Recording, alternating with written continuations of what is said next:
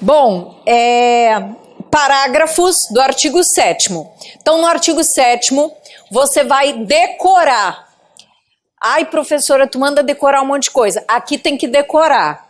Lodigerge, desde que eu me entendo por gente, você tem que decorar coisas, tá? Então, órgãos, estruturas, princípios, vai ter que decorar. Então, memoriza assim, ó. Integra a estrutura do Tribunal de Justiça. Estrutura administrativa. Aí começa. Tribunal Pleno. Órgão especial. Conselho da Magistratura. Temos mais. Emerge, Escola da Magistratura. Exage, Escola do Servidor. Como é que é? Escola de Administração da Judiciária. Fundo, né? FETEG, Fundo Especial do Tribunal de Justiça, Escola de Mediação e o Fundo da Emerge. Então, são 8 estruturas. Parágrafo 1º, aí ele vai falar um pouquinho de cada uma delas. Incumbe ao Tribunal Pleno. Então, ele vai falar do Tribunal Pleno agora. É o órgão máximo do Poder Judiciário do Estado. Ao Tribunal Pleno, órgão máximo do Poder Judiciário Fluminense, incumbe a organização da Justiça, podendo delegar esta função para quem? Para quem, adivinha? Para o órgão especial, atribuições do tipo não privativas, definidas, indicadas aonde? Onde vamos estudar elas? No regimento interno. Então, lá no regimento interno do Tribunal de Justiça, você vai ter as atribuições do Tribunal Pleno. Estas atribuições do Tribunal Pleno, ele pode delegar para o seu órgão especial, desde que sejam daquele tipo não privativas, porque existem atribuições do Tribunal Pleno privativas. O que isso significa? Que só ele pode fazer, ele não pode delegar, do tipo uma eleição, as eleições para escolha de determinados, por exemplo, eleição para escolha dos 12 componentes do órgão especial, eleição para escolha do presidente do TJ. Essas eleições são atribuições que ele não pode delegar para o órgão especial. Então, a maioria das atribuições do pleno são exercidas pelo órgão especial. O pleno só não pode delegar as atribuições, o quê? Não privativas, né? Aliás, ele só não pode delegar as atribuições privativas. Ou seja, ele pode delegar as atribuições não privativas. Cuidado, né? A prova pode... Bom, e aí vem o órgão especial. Vamos ver. Ao órgão especial incumbe atribuições tanto que jurisdicionais, como eu dei um exemplo para vocês, né? Lembra, o órgão especial, ele julga aqueles processos criminais, porque normalmente quando a gente fala tribunal, ele julga o quê? Recursos. Como regra, um tribunal existe para julgar recursos. Um recurso é algo que já foi julgado, ele só vai rever, né? Agora, como exceção, o Tribunal de Justiça ele pode julgar processo. Significa que aquele processo ele não passou por um juiz, ele é julgado originariamente no tribunal, como é o caso de processos criminais daquelas pessoas que têm prerrogativa de foro, né? Então esse processo ele não passa por um juiz, ele é julgado direto no TJ, e aí quem julga dentro do TJ um processo? O órgão especial. Ele tem função jurisdicional. É aquela ideia de que você não pode... É porque lá na Constituição tem uma diferença lá. Aqui não. Aqui é a ideia... O que ele está querendo é isso. É a ideia de que você não pode repassar essa atribuição. Então, se aparecer... O ideal é aparecer privativa. É aquela ideia de que não pode delegar. Aqui não pode delegar. Eu nem lembro a diferença lá da Constituição, que tem um negócio lá de privativa. Aqui a privativa não pode.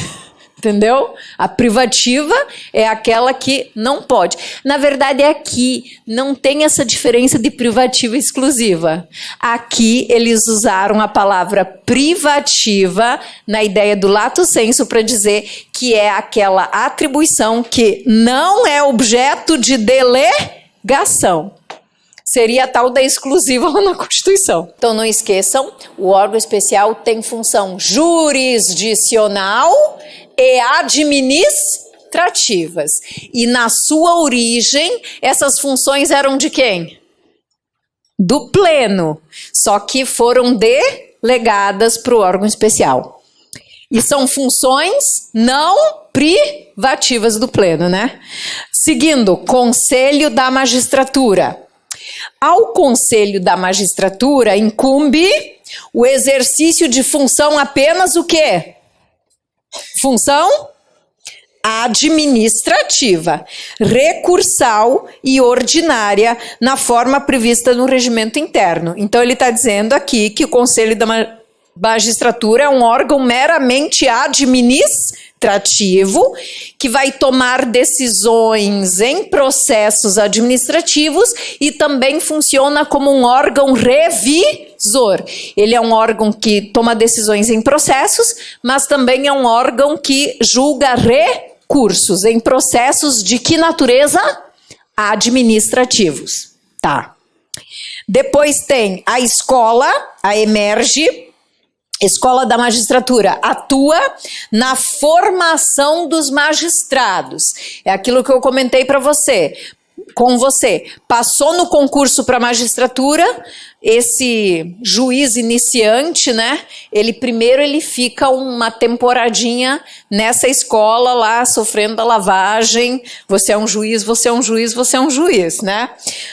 Então, sendo instruído na função de magistrado e com a vida funcional de magistrado, ele também passa por cursos de aperfeiçoamento que inclusive são exigidos nas promoções por merecimento dos juízes. Depois tem o fundo do TJ, ele faz a gestão das receitas do tribunal, daquilo que ele recolhe, das custas que ele cobra nos processos, ele faz essa gestão dos recursos e ele aplica essas receitas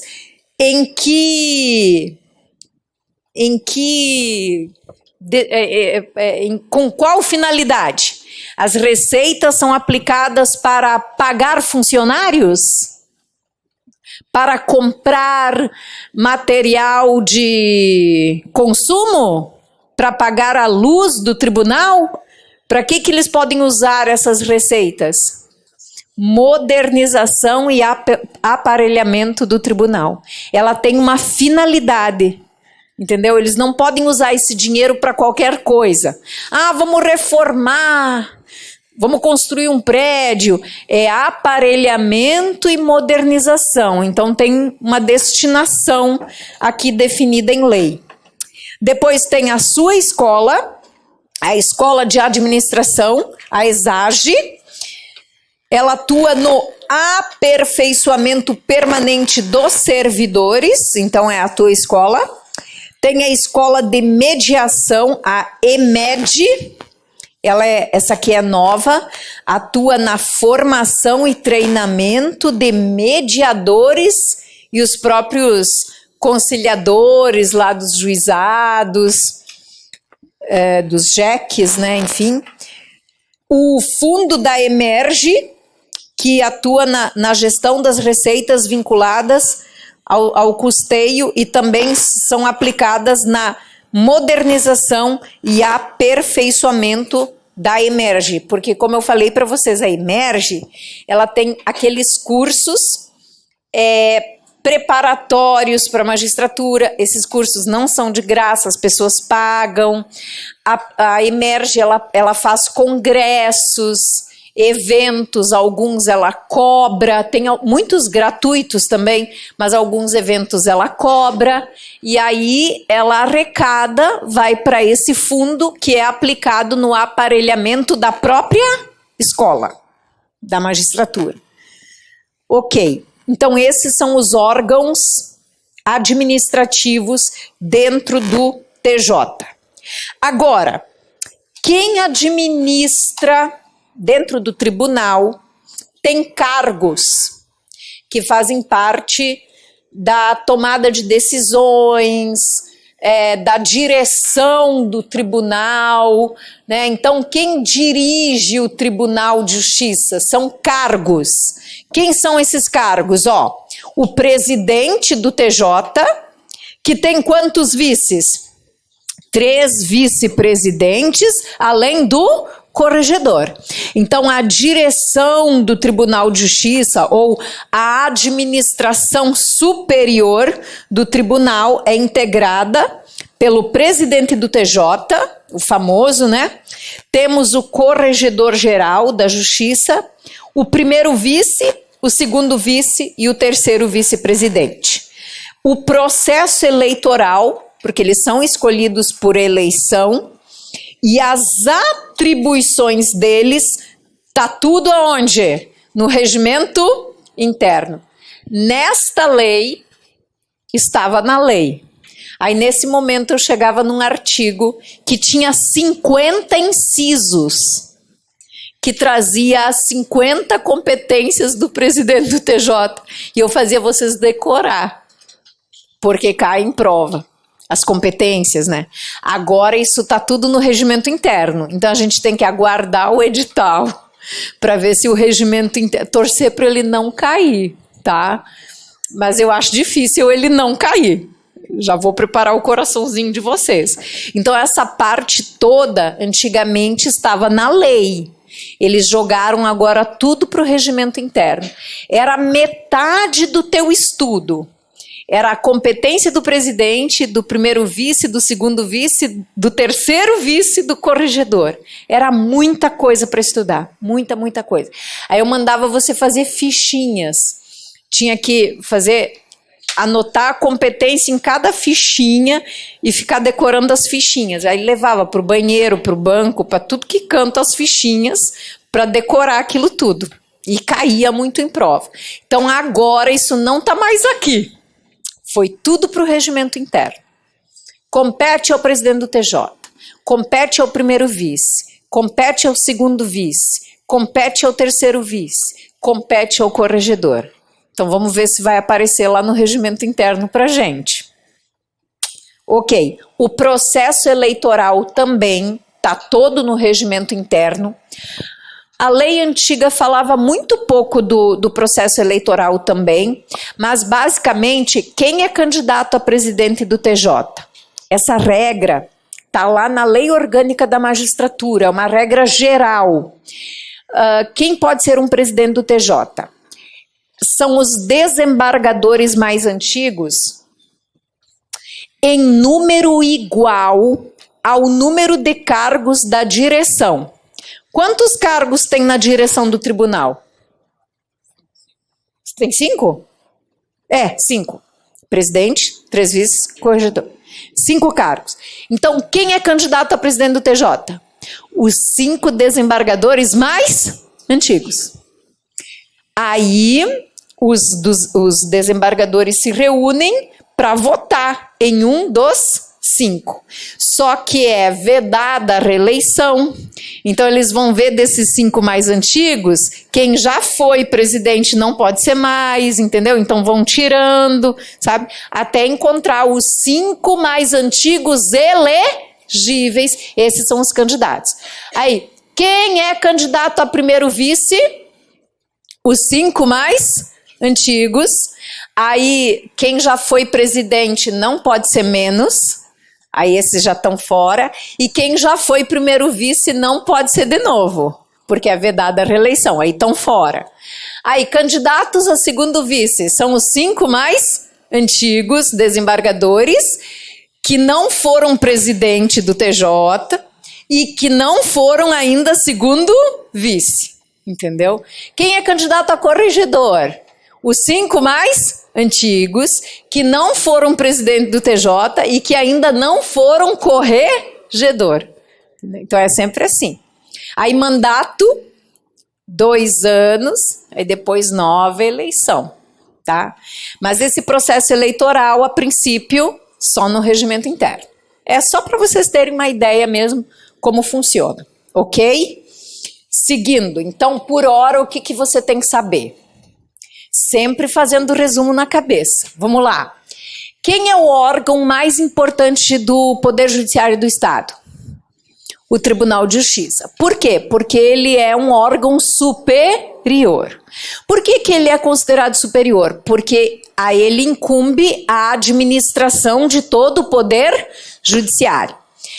Quem integra a estrutura administrativa desse Tribunal de Justiça? Quais são os órgãos? O Tribunal Pleno, que é a composição de todos os desembargadores, o tal do órgão especial, que tem previsão o quê? Constitucional, que pode existir naquele tribunal com mais de 25 membros, que terá no mínimo 11, no máximo 25 membros, e que metade deles são os mais antigos e a outra metade é escolhida por eleição. E esse tal de órgão especial, ele vai exercer as funções do Tribunal Pleno não privativas, né? Porque as privativas são só do tal do Tribunal Pleno.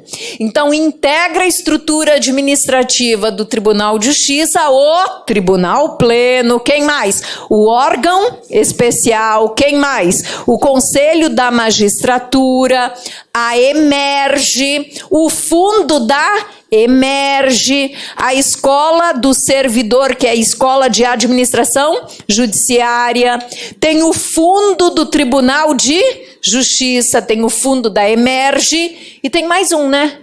A Escola de Mediação.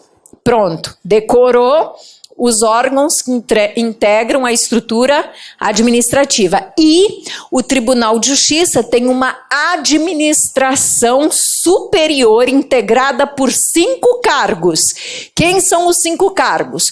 O presidente do TJ, que tem o primeiro vice, o segundo vice, o terceiro vice, e ainda tem o tal do Corregedor-Geral de Justiça. Cada um deles tem atribuições super importantes, mas que estão definidas no regimento interno. E o que eu sei aqui é que eles são escolhidos por eleição, mas o processo eleitoral todo está indicado e previsto aonde? No regimento interno. Aí eu fiz o resumo na minha cabeça e seguimos o barco. Estou no artigo... Onde é que eu estou, gente? 9º, artigo 9º. O Tribunal de Justiça, mediante resolução. Resolução é lei? Não. Resolução não é lei. Então você tem que entender o que é uma resolução. Resolução, pessoal, é um ato administrativo de caráter normativo. Tipo assim, quando você vê uma resolução, até parece uma lei, né? Porque normalmente quando você olha uma resolução, vai dizer assim, resolução número tal, dispõe sobre tal. Artigo 1º, artigo 2º. Nossa, você olha, até parece uma lei, né? Porque na verdade uma resolução, ela normatiza, ela estabelece normas, regras, mas na verdade é um ato administrativo que define normas no âmbito interno de um órgão. No caso aqui, essa resolução é de quem? Do Tribunal de Justiça. Se fosse no âmbito do executivo, isso aqui teria o peso de um decreto, porque o governador, o chefe do poder executivo, regulamenta leis através de decreto. Já o poder judiciário regulamenta leis através de resoluções. É só uma simetria, mais ou menos, tá?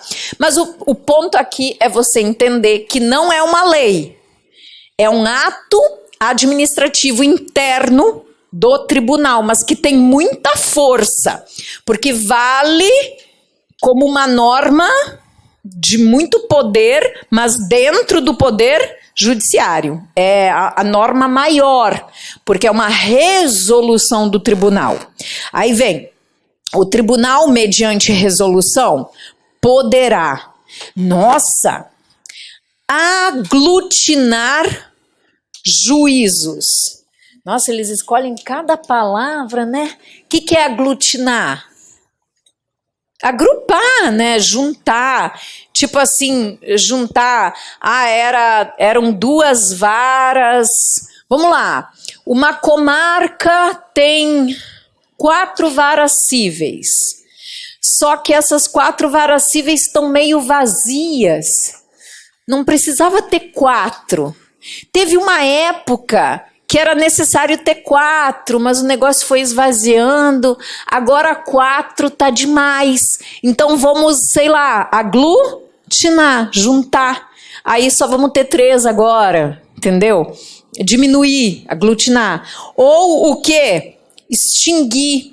Vamos acabar com uma. São 4, não tem uma demais? Vamos acabar com uma. Só que vai ter um problema, que vai sobrar um cargo de juiz. O que vai fazer com aquele juiz, né? Vamos enfiar ele aonde? Porque juiz tem a tal da inamovibilidade. Eu posso arrastar ele para outro lugar? Não. Aí eu vou ter que botar ele em casa até surgir um cargo novo para então aproveitar. Aí vai ser uma confusão. Então mas pode ser feito. Pode ser feito. Modificar a competência, a estrutura e o nome de uma unidade jurisdicional. Unidade jurisdicional aqui seria uma vara. Pensa numa vara. Essa tem 4 varas cíveis, né? Numa comarca fictícia nossa, 4 varas cíveis. Só que 4 tá demais. E tem 2 criminais. E a criminalidade aumentou. Sabe do que? Vamos transformar uma cível na 3ª vara criminal. Eles podem fazer isso? Pode. Precisa de lei? Não. Pode ser por resolução. Entendeu? Agora, vamos criar uma comarca. Aí precisa de lei. Vamos criar uma vara nova que não existia. Na minha comarca, tinha 4 cíveis e 2 criminais. Quantas varas tinha? 6. Eu posso criar a 7ª por resolução? Não. Sabe por quê? Vai ter aumento de despesa. Vou ter que criar cargo de juiz. Eu posso criar cargo sem lei? Não. Aí tem que ter lei. Agora, eu não quero fazer isso. Eu não quero criar a 7ª. Eu quero pegar uma que eu tenho e transformar em outra coisa. Eu posso por resolução? Posso. Isso eu posso fazer. Tá? Transformar eu posso. Juntar, acabar, diminuir a despesa. Isso tudo o tribunal pode fazer mediante resolução.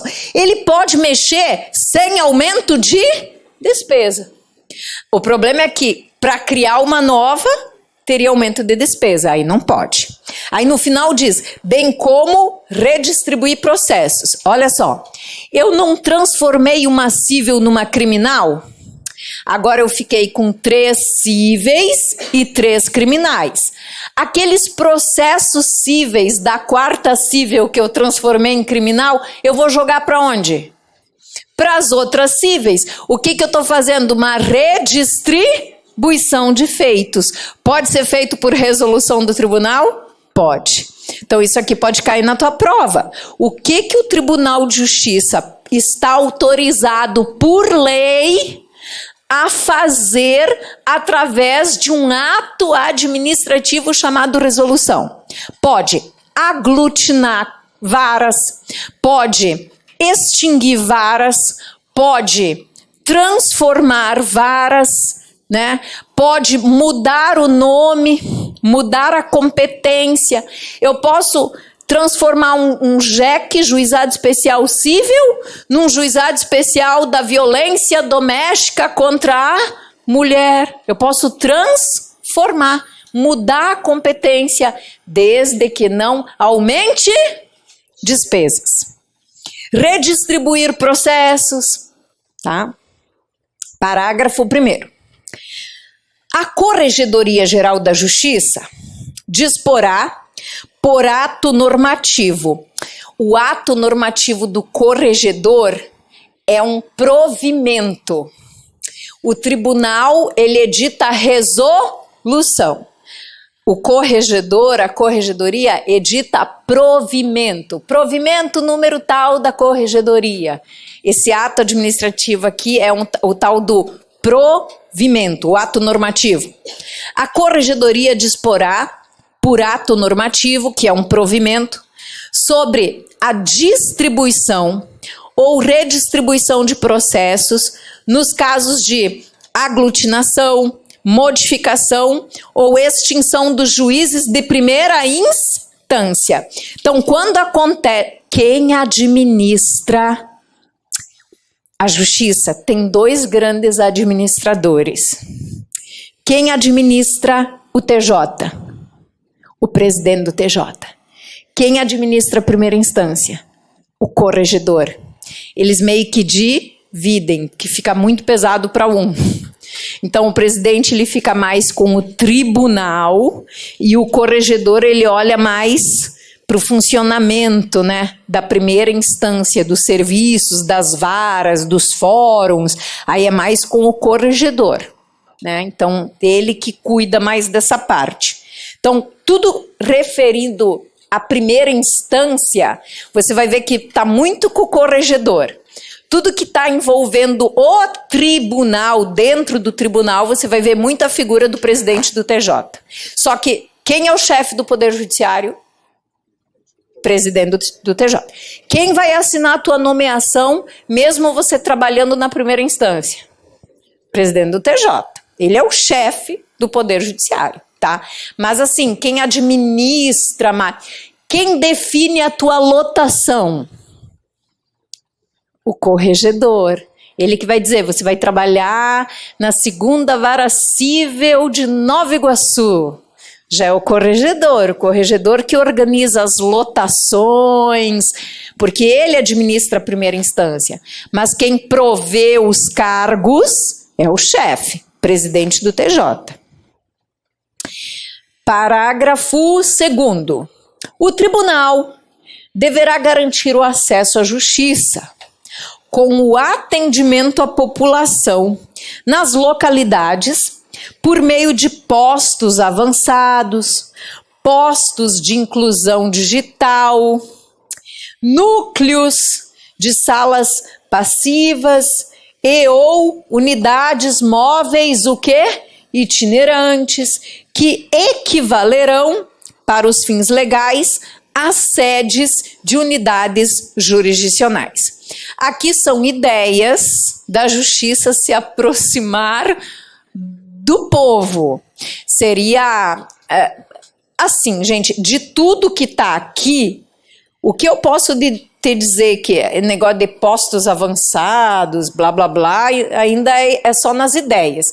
O que eu vejo já funcionando, que acontece, assim, é a justiça itinerante. Isso, de fato, existe. Tem até alunos que são servidores que trabalham na justiça itinerante. Isso, de fato, existe. Aí eles agendam, né? É um ônibus que vai, aí vai com um servidor, vai com um defensor público, vai com a equipe ali suficiente para atender uma demanda ali da população, se aproximar, levar a justiça para a população.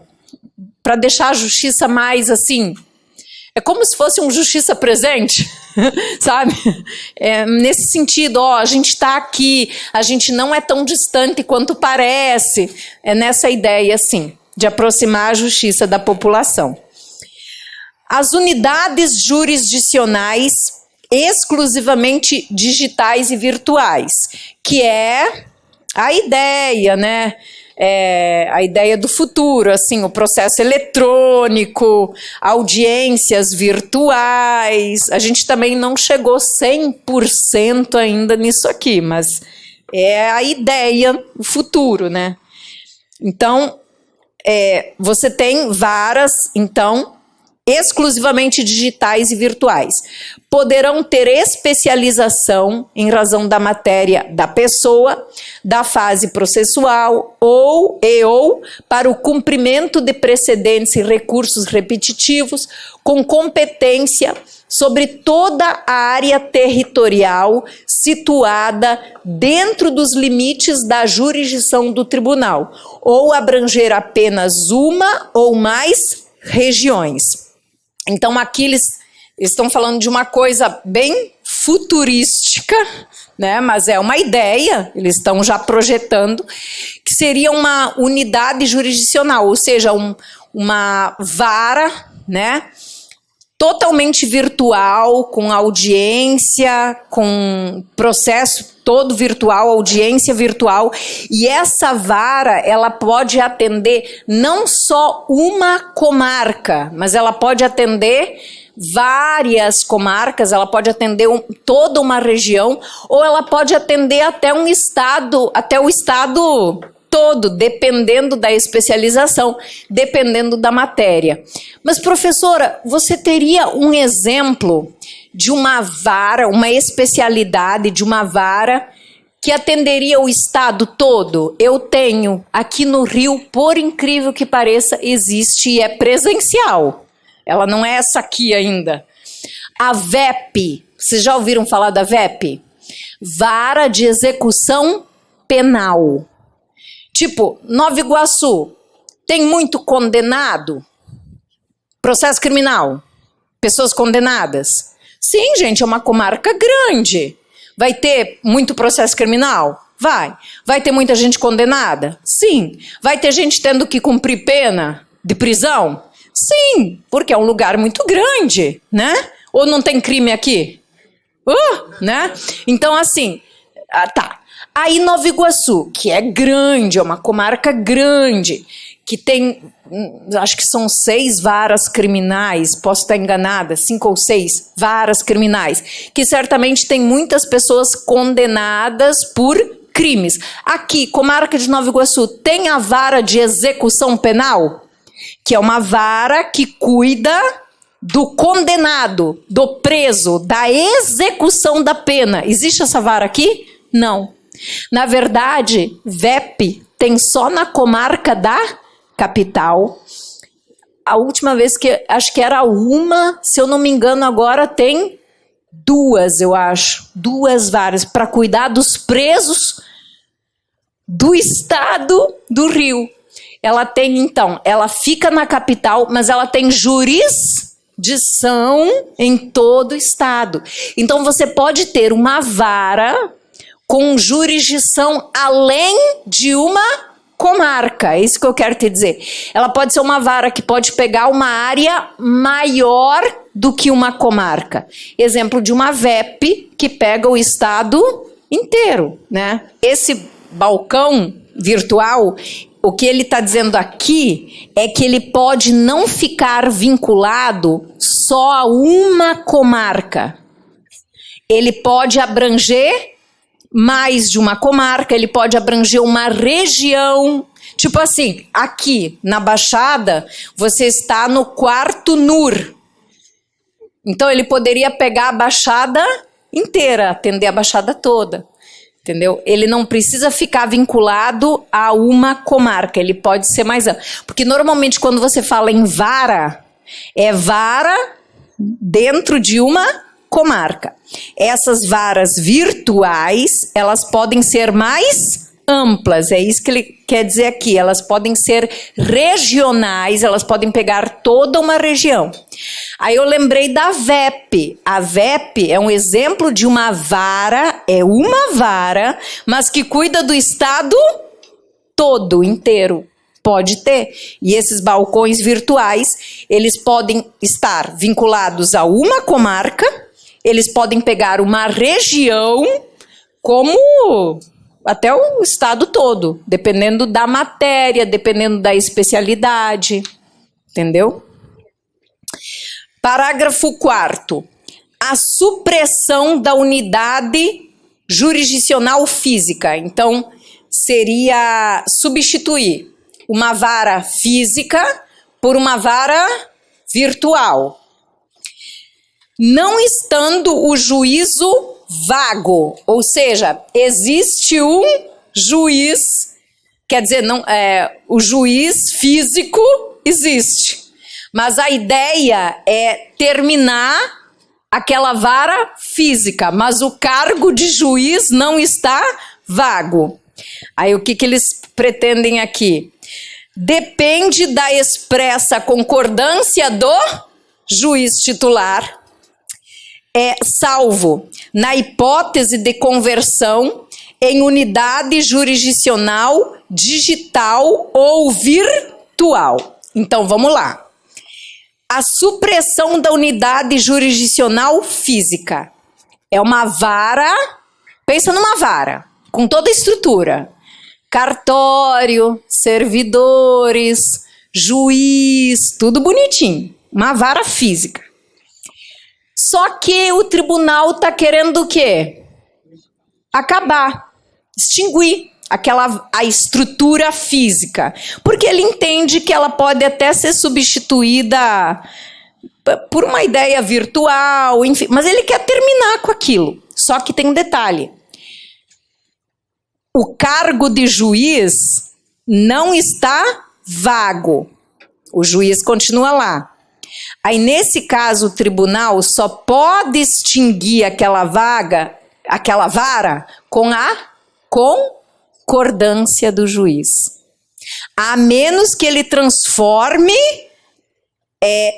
que o juiz concorde em transformar aquela vara numa vara o quê? Virtual. Núcleo de arquivamento, ele é um serviço administrativo. Aí o tribunal vai lá e faz o que ele quiser. Agora uma vara é meio complicado, porque tem o tal do juiz. E o juiz tem a tal da inamovibilidade. Não pode tirar o juiz da onde ele está.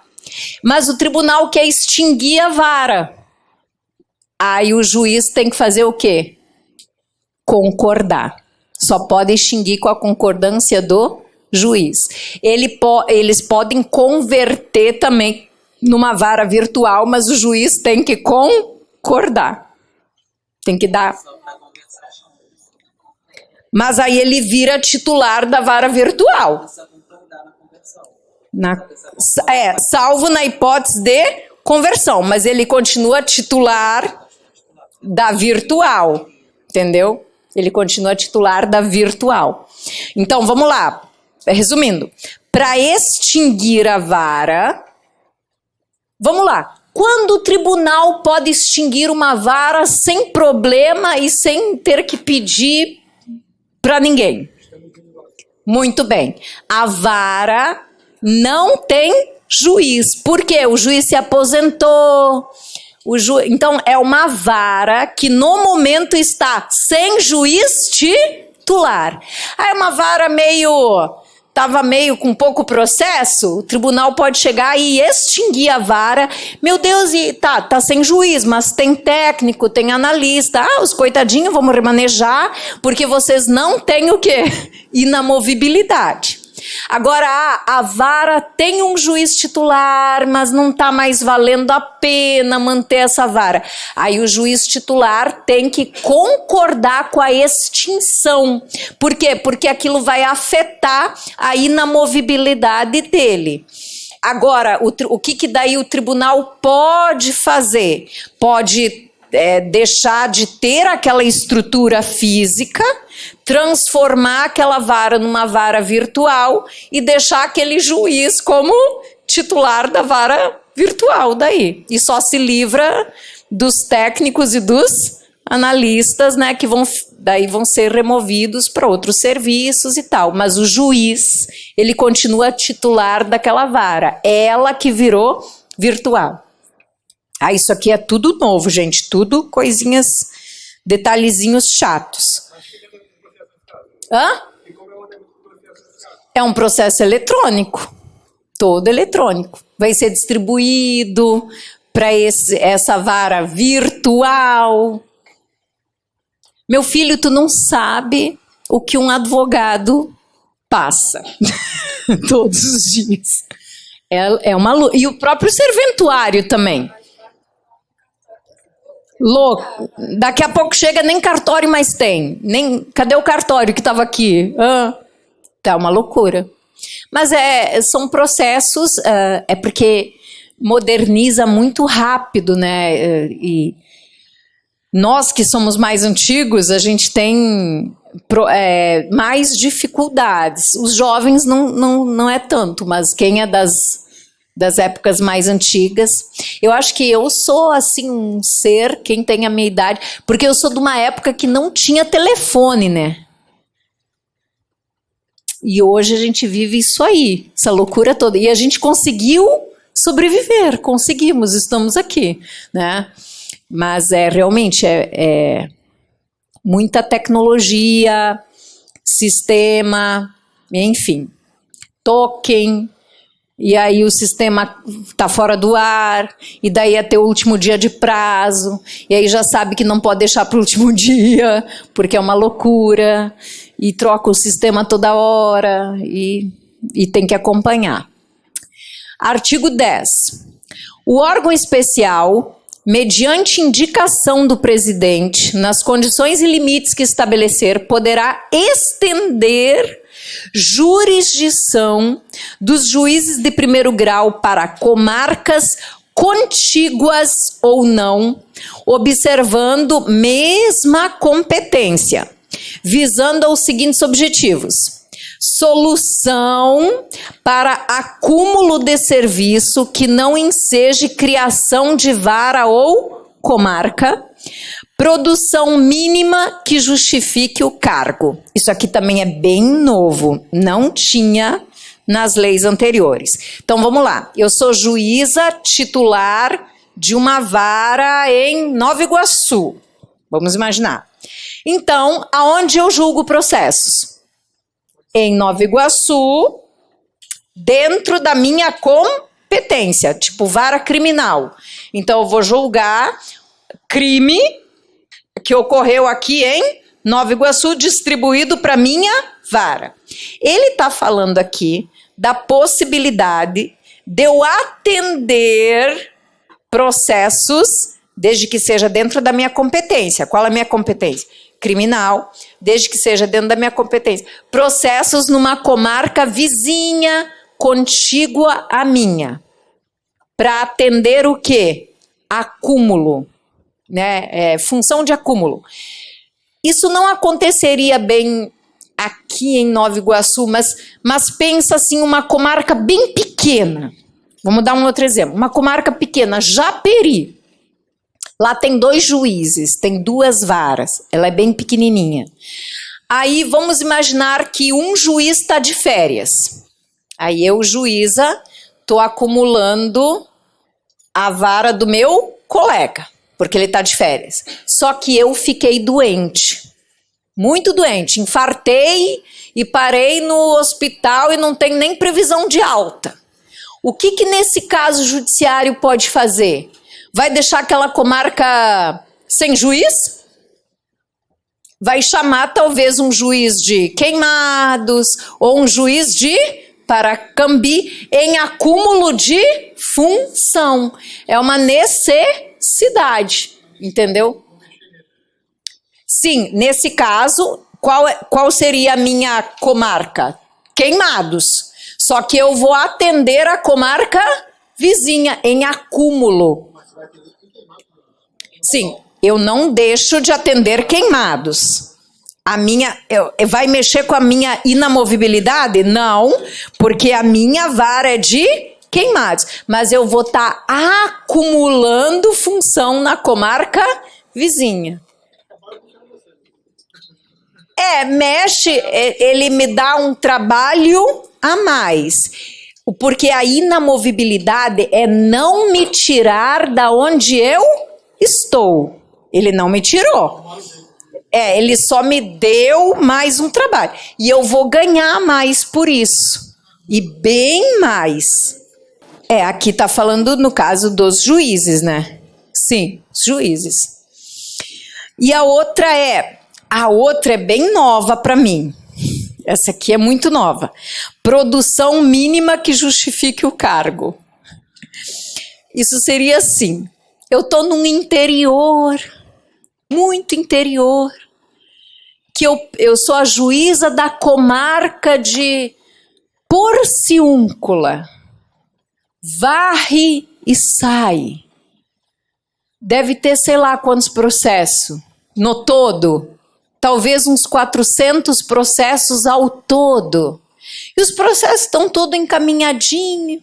Esse mês não entrou processo nenhum. Tipo assim, eu tô lixando quase que as unhas aqui, entendeu? Raquel, vai atender na comarca vizinha também, que é uma comarca mais movimentada e tal, porque os juízes lá estão com muito trabalho para justificar, como é que ele disse aqui?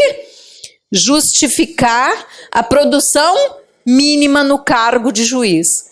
Por quê? Porque ele está numa comarca ou numa vara com pouco processo, entendeu? Aí ele vai ter que atender numa outra para justificar o salário que ele recebe. Mais ou menos esse pensamento. Me parece que aqui não teria uma justificativa para gratificar, porque eles já vão colocá-lo para trabalhar mais, para estar justificando, né? Isso, mais ou menos um outro pensamento, diferente do primeiro caso, que ele está quebrando um galho de um colega que está de licença, está de férias, ele está acumulando, ele está sendo sobrecarregado, né? Aí ele ganha mais. Nesse segundo caso, não me parece, mas ele sempre... não vou garantir, tá? Porque isso é novo mesmo, isso é bem novo. Eu nunca li nada assim, nesse sentido. Artigo 11. O Tribunal de Justiça manterá centros de solução de conflitos e cidadania, sendo a criação, instalação, transformação e extinção realizados por atos da presidência do tribunal. Então, a própria lei já autorizou. O tribunal pode o quê? Criar. Então, a lei já autorizou os centros judiciários de solução de conflitos.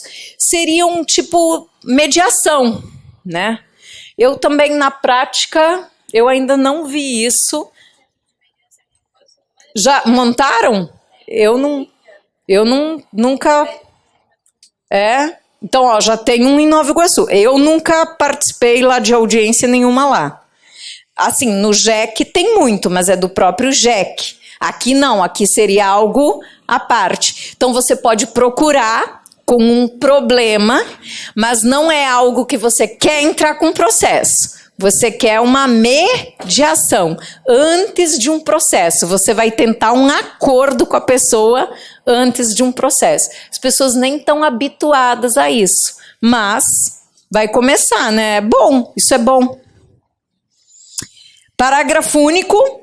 O tribunal, objetivando a alocação racional de recursos e a otimização da prestação jurisdicional, estabelecerá protocolos institucionais e convênios, além de estabelecer ferramentas tecnológicas, plataformas, programas para a implementação de medidas de desjudicialização de conflitos. Então, é aquela lógica, é um dos objetivos, né? Lembra?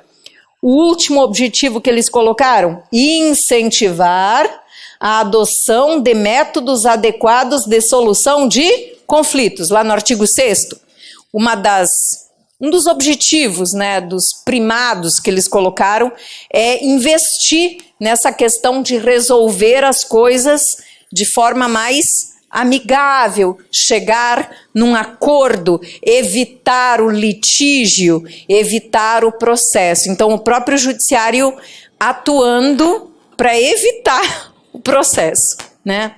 Como chama isso? Centro Judiciário de Solução de Conflitos e Cidadania. Isso é novo também, assim, na minha prática, mas já está começando a aparecer, né? Bom, então, isso é o que eles colocaram sobre o TJ. Aí, resumo na nossa cabeça, sempre fazendo aquele fechamento. Os artigos mais importantes aqui: a estrutura administrativa interna do tribunal, decorar os órgãos, né? Lembrar que o tribunal pleno é aquele órgão máximo, composto por todos os desembargadores, e que, representando esse tribunal pleno, por delegação de atribuições, vem o órgão especial, que vai exercer as funções do pleno, exceto as privativas do pleno, né? Ou seja, o órgão especial recebe as funções não privativas do pleno, tanto jurisdicionais quanto administrativas. Daí que eu posso concluir que o órgão especial ele tem função de julgar e função administrativa. Lembrando que na prova pode cair uma questão do órgão especial lá na Constituição, que é muito provável sempre cair para vocês, que é a questão quando pode ter um órgão especial, que eu já comentei várias vezes, 93, inciso 11. Depois tem a questão do Conselho da Magistratura, que é um órgão meramente administrativo, de procedimento originário, quer dizer, ele toma decisões em processos administrativos, mas ele também é um órgão recursal, mas função administrativa. Depois você tem a EMERGE, Escola do Magistrado, Formação e Aperfeiçoamento do Magistrado, o fundo da EMERGE, que recolhe as receitas da escola e aplica essas receitas no aparelhamento da escola da magistratura. Tem a escola do servidor, que é a escola de administração judiciária. Tem a escola de mediação, que atua na formação dos mediadores e conciliadores, que agora é um dos primados que o judiciário vai trabalhar bastante, que é atuar na solução dos conflitos antes do processo, né? De tentar evitar o processo. Tu vê o próprio judiciário tentando evitar o processo. Isso é bem interessante. Tem mais uma escola, a escola de administração judiciária, que atua no aperfeiçoamento dos servidores, e tem o fundo do Tribunal de Justiça, que usa as receitas do judiciário e aplica no aparelhamento e modernização do judiciário. Show! Depois tem o tribunal, por resolução, ele pode aglutinar unidades jurisdicionais, extinguir unidades jurisdicionais, ele pode redistribuir processos, ele pode alterar a denominação e a competência de unidades jurisdicionais, tudo sem aumento de despesa, custos, mas através de uma resolução. O órgão especial, artigo 10, o órgão especial, mediante indicação do presidente, nas condições e limites, ele pode estender a jurisdição de um juiz para comarcas contíguas ou não, atuar em comarca diferente, Por que motivos? Primeiro motivo, acumulação, necessidade de acumular, não tem jeito. Os juízes, está faltando juiz, os juízes saíram de férias, de licença, não tem jeito, um outro juiz vai ter que acumular.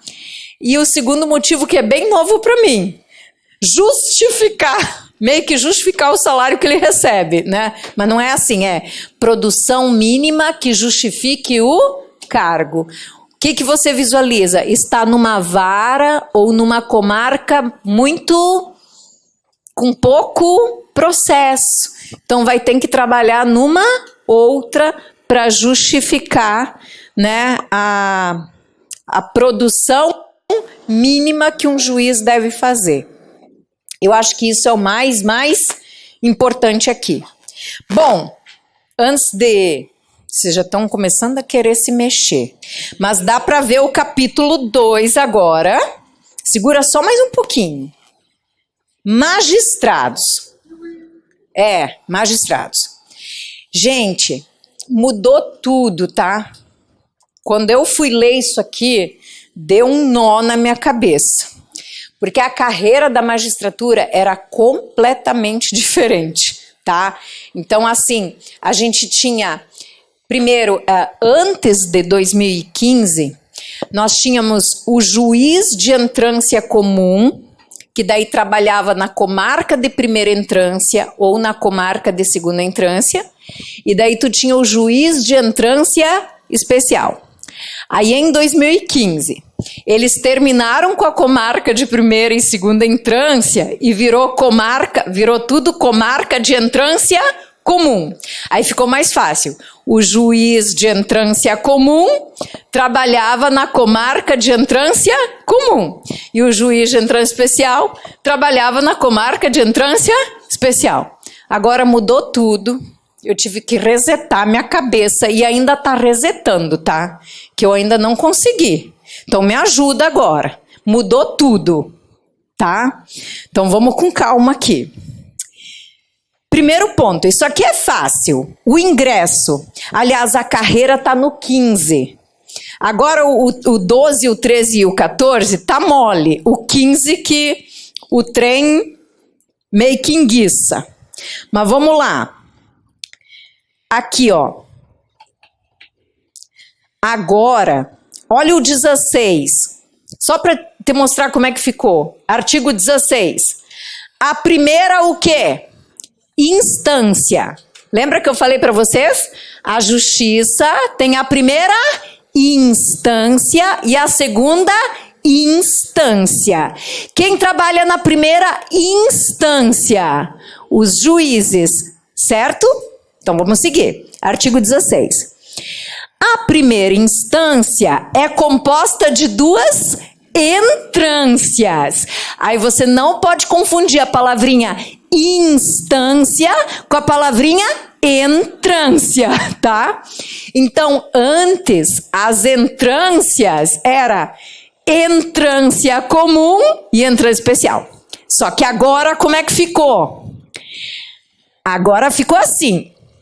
É composta de duas entrâncias. A primeira e a segunda, que são ocupadas pelos juízes de direito. Então, como é que ficou agora? Juiz de primeira entrância e juiz de segunda entrância. Os juízes trabalham na primeira instância. Instância, que é a mesma coisa. Os juízes trabalham no primeiro grau de jurisdição ou na primeira instância. E você tem juiz de primeira entrância e juiz de segunda entrância. Tá tudo bem? Então tá bom. Já pegou? Travou? Travou, né? Tá, então, próxima aula a gente vê isso melhor, tá? Acho que eu nem vou entrar nisso hoje. Vamos lá, mas vamos subir. Estamos no 12. Eu vou falar de quem agora? Dos magistrados. magistrados. Quem são os magistrados? São os juízes e são os caras que julgam. Esse aqui julga na primeira instância, processos. E esses aqui julgam na segunda instância, como regra, recursos. Muito bem. Então eu quero saber como se dá o ingresso. Eu quero ser um magistrado aqui do Poder Judiciário. Hoje vocês querem ser técnicos e analistas, mas amanhã ou depois vocês podem querer fazer concurso para magistratura. Como é que é esse concurso? O que eu tenho que ter? Vamos lá. O ingresso na magistratura de carreira se dará no cargo de juiz substituto. Juiz substituto. Então esse é o primeiro carguinho de juiz. Como chama? Juiz substituto, juiz substituto. Ele vai ter que passar num concurso público de provas e títulos. Cuidado, o teu concurso servidor é de provas ou provas e títulos. O de técnico provavelmente vai vir só com provas. O analista, dependendo da especialidade, pode vir provas e títulos. Mas o de juiz substituto é sempre de prova e título, tá? Sempre provas e títulos. Organizado pelo TJ, na forma da Constituição, da lei de regras contidas no edital, que é aprovado pelo órgão especial. O edital disporá de cotas, vai ter que ter cotas, respeitar as cotas, né? O concurso poderá ser aberto apenas para a formação. O concurso também pode ser aberto apenas para cadastro de reserva. Então ele está dizendo que o edital pode trazer vagas, mas o edital pode também ser só para cadastro de reservas. Edital de quem? Do juiz, estou falando do juiz substituto. Artigo 13. O juiz substituto, após a posse, vai ficar em que escola? Na EMERGE, Escola de Formação dos Magistrados. Ele vai fazer um curso de formação ministrado pela EMERGE e só adquire a tal da vitaliciedade. Não pode confundir. Vocês vão ter estabilidade. Os juízes têm o quê? Vitaliciedade. É a mesma coisa? Não. A estabilidade vocês adquirem depois de 3 anos de serviço no cargo. O juiz substituto, ele adquire vitaliciedade depois de 2 anos. Então, vitaliciedade é depois de 2 anos. Estabilidade é depois de 3 anos. Juiz substituto terá vitaliciedade. Após 2 anos, quem vai dar vitaliciedade para ele? O órgão especial, ouvido previamente um conselho que eles vão montar, que vai acompanhar o juiz, chamado Conselho de Vitaliciamento.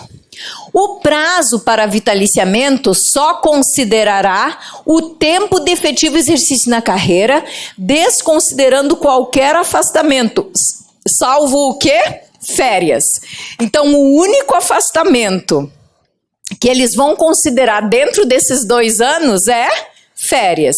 Se por qualquer outro motivo o juiz substituto tiver que se afastar, o prazo do vitaliciamento ficará o quê? Suspenso. Ah, saiu porque ficou doente. A juíza saiu porque teve neném. Dentro desses 2 anos, não vai contar. Vai ficar parado. O único afastamento que eles vão contar, férias. Tá. Seguindo. Aí eles já vão falar de outra coisa. Da regra do 5º Constitucional. Aí bora lá. Artigo 14. Ah, faltou um negócio. O órgão especial vai regulamentar os detalhes do processo do vitaliciamento, mas eles também não falam aqui. Tá. Artigo 14. 1/5, isso aqui está copiando que artigo? Artigo, anota ali que é importante, 94 da Constituição Federal. O que ele diz? 1/5 dos lugares do Tribunal de Justiça será composto por membros do Ministério Público com mais de 10 anos de carreira e advogados com notório saber jurídico, com reputação ilibada, com mais de 10 anos de efetiva atividade profissional. Vou ler um pouquinho mais. O Ministério Público do Estado do Rio e a OAB do Estado elaborarão a tal da lista sêxtupla, que vai ser enviada para o tribunal, que a reduzirá para 3 nomes e vai virar uma lista tríplice, que depois será enviada para o GOV, que vai escolher o novo desembargador do tribunal. O regimento interno do tribunal, ela regulamentará o processo da formação da lista tríplice, que é escolhida dentro do TJ, e os membros do tribunal oriundos do 5º são vitalícios a partir da posse. Vamos entender essa história. Isso aqui é bem bacana. Olha só. Eu expliquei para vocês que o magistrado é tanto o juiz quanto o desembargador, né? E que a princípio tu entendeu que não tem concurso para desembargador, né? Que o acesso ao cargo de desembargador, a princípio, se dá pela carreira, ou seja, eu faço concurso para juiz substituto, vou virar um juiz titular de uma comarca, vou me promover até chegar ao cargo de desembargador e trabalhar no tribunal. Isso é o acesso pela carreira de juiz. Agora tem uma outra forma de virar desembargador, que daí não é pela carreira. Qual é a outra forma? Indicação. Professora, choquei. Não choque não, tá? Indicação. Existe a possibilidade de você ser um desembargador do Tribunal de Justiça sem concurso? Existe, pela regra do 5º Constitucional. Um advogado, por exemplo, pega o meu caso. Eu tenho mais de 10 anos na advocacia? Tenho. Eu tenho notório saber jurídico? Vamos se esforçar, vamos convencer a OAB que eu tenho, né, notório saber jurídico. Tenho conduta ilibada? Tenho. Não tenho crime, não fui condenada por crime, não sou 71, então tá tudo bem, tá? Então eu tenho conduta ilibada, idoneidade moral, notório saber jurídico. O que me falta para ser desembargadora do TJ? Gente, mas eu preencho os requisitos. O que me falta? A indicação, né? Como isso funciona? Olha só, vamos fazer o cálculo. Se eu tenho 210 desembargadores, quanto dá 1/5? Ai, matemática, 4, 42? 42? Ai, me ajuda. 4, 20, desce. Foi isso? Isso, 42. Então aqui, ó, 1/5 de 210 dá 42 desembargadores. Ok, 42, metade de 42, 21, show de bola, 21. Então eu sei que 21 desembargadores que estão no TJ vieram da OAB do Rio. Eram advogados. Antes de serem desembargadores, eram advogados. E 21 eram membros do MP do Rio. Promotores, procuradores de justiça, membros do Ministério Público do Rio de Janeiro. Aí o requisito era, no caso do advogado, 10 anos como advogado, notório saber jurídico, conduta ilibada. E o requisito para o membro do MP é 10 anos de carreira. Então, como funciona? Os caras estão lá, já estão escolhidos. Amanhã morre um desembargador, atropelado. Quem é ele? Ah, é um desembargador de carreira. Aí como é que preenche a vaga dele? Ah, temos que pegar um juiz e promover a desembargador. Não. Quem morreu foi um daqueles que veio da regra do 5º Constitucional. Quem morreu atropelado foi um dos 42. Só que a gente tem que ver, foi um que veio da OAB ou do MP? Ah, veio da OAB. Aí o que o tribunal faz? Ele manda um ofício para a OAB explicando, tivemos uma baixa, né? E aí abriu uma vaga do 5º Constitucional e a vaga é de advogado.